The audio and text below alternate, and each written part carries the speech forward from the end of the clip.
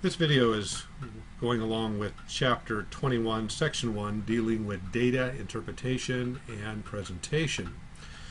I'd like to use the textbook to just kind of go over some of the key points for us. We have, in this particular example, is a line graph, hence a line, using two axes. Usually the x-axis is along the bottom, y-axis is going up and down. Usually the x-axis is dealing with things that are pretty much constant. So in this example, it's months of the year. And then the y-axis is going to be the variable or the things that are going to change. Here's the data that's going to be represented. Here we have apples. Notice that they are putting the mark in the middle of the month because this whole thing right here is the month on this particular chart. So depending on the chart, how data is represented. On the bottom one, they have two items that are being dealt with. You have apples and oranges, and they're showing the difference. And again, they're just connecting the dots, so it's kind of a dot to dot for a line graph. So it's pretty straightforward, just having to make sure displaying your data accurately and using the proper axis to represent your data. The next example is a standard bar chart or graph, sometimes they're called. Hence, they just have a bar. Notice they have this little wavy thing here. That means that it has been cut. So the data is slightly misrepresented in the sense that you think, oh gee, that's half of 10. Well, if the chart was longer to 1, 2, 3, and 4, these bars would be longer. But to display the data, they have cut this chart so the data is somewhat inaccurately represented by the length of the bars.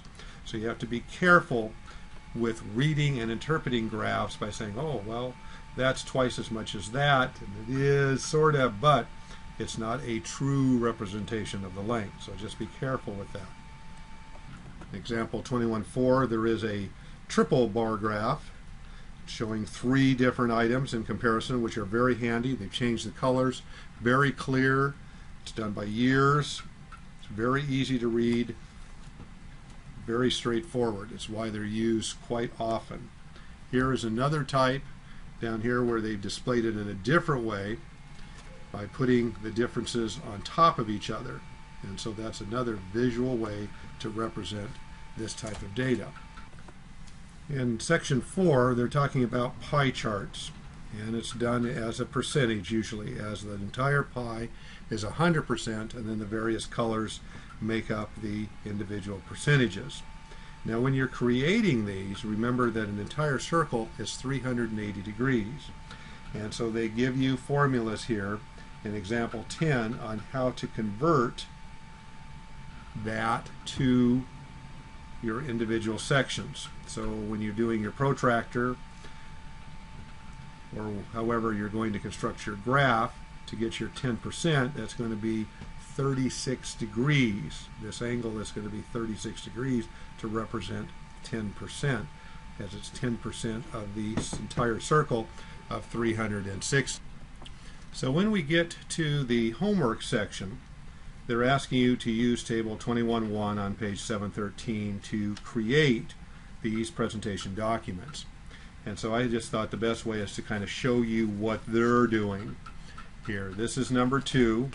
They've done a chart first because you're using the information out of the table for standard and deluxe for the 6 months. So you go ahead and get the information and then represent it into a line graph. So again, they use the more or less constant numbers on the bottom, months of the year, and then the variance in price as the y-axis. And so it's pretty straightforward. It's however you choose to interpret. It doesn't have to look exactly like this.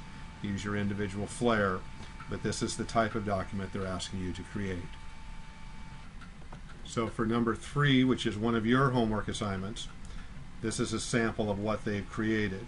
So again, you're getting your information up here in some form, and then creating, either using graph paper or something you create on your own, something that looks like that. Notice that they have this wavy line here. Again, it means that there is a cut in that continuation of this line.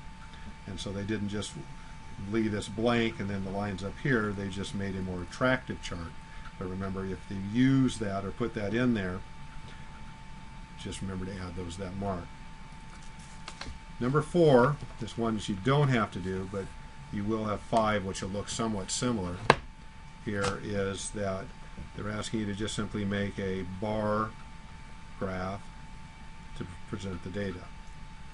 Same data, just using it in a different way, different type of chart. And so on with the rest of the assignments. They're just asking you to create a bar or a line graph or a double bar graph, as the case may be, in order to represent the data. So number 6, there's a double, 2 different colors.